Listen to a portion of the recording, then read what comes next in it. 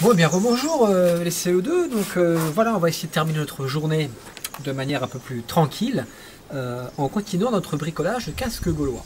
Alors, mon casque a séché. Voilà, il est là, il est presque sec. Moi, je trouve qu'il n'est pas encore complètement sec. J'ai peur que si je commence à le démouler maintenant, ça le casse. Donc, ce que je vous propose, c'est qu'on le laisse sécher pour l'instant. On va le laisser encore sécher une journée. Et en attendant, on va s'occuper de la fabrication des paragnathides. Hein, vous savez, les deux protège-joues qui vont venir de chaque côté du casque, qui était vraiment une spécificité des casques gaulois. Alors de quoi on va avoir besoin pour faire les paragnathides? Eh bien, tout simplement de carton. Voilà, du carton, n'importe quel carton. Les paragnathides des Gaulois, elles pouvaient avoir plusieurs formes. Donc on peut avoir une forme comme ça, vous voyez, qui va venir se mettre comme ça, sur le côté. On peut avoir des formes beaucoup plus simples, hein, vraiment juste comme ça, une espèce de triangle arrondi en bas, tout simplement.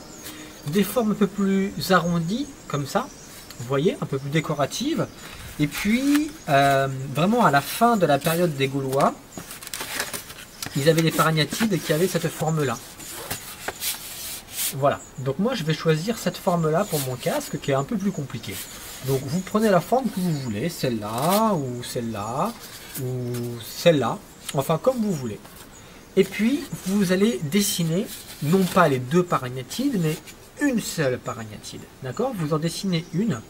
Quand vous trouvez qu'elle est à peu près réussie, vous allez la découper et vous allez vous en servir de modèle pour faire le contour de la deuxième paragnatide. Comme ça, vous êtes sûr que vos deux paragnathides, elles auront la même forme.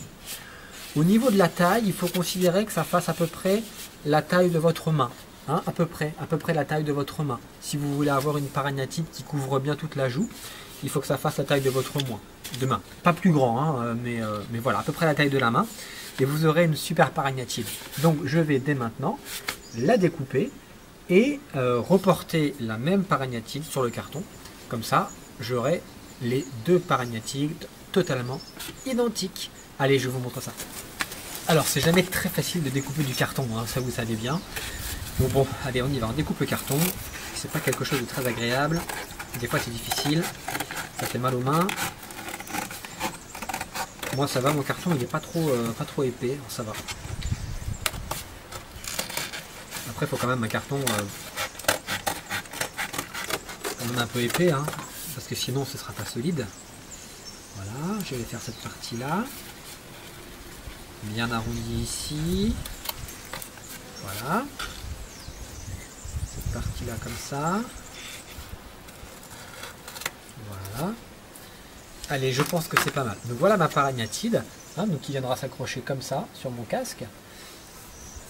Vous voyez que il y aura mon casque et la paragnatide elle viendra s'accrocher ici. Je pense que ça va être assez joli. Voilà.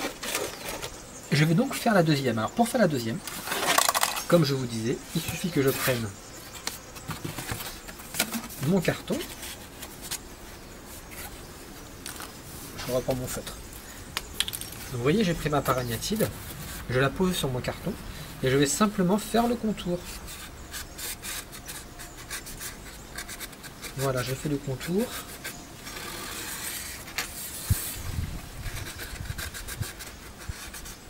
Voilà. Hop.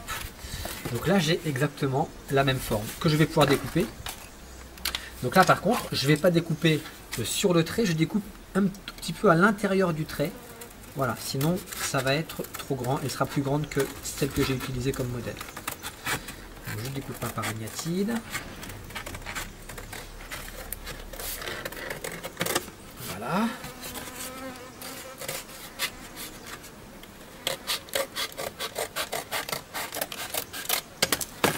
Je découpe les deux arrondis qu'il y a de ce côté-là. Voilà, là aussi. Et je vais vérifier maintenant, en les mettant bord à bord, qu'elles sont bien à peu près identiques. Donc je les mets bord à bord. Je regarde s'il y a des choses qui ne sont pas pareilles. Voilà. Je découpe comme ça. Et voilà.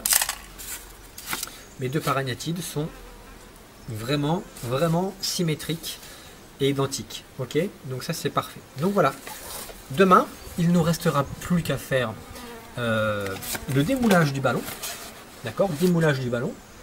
Et puis ensuite on fera la peinture.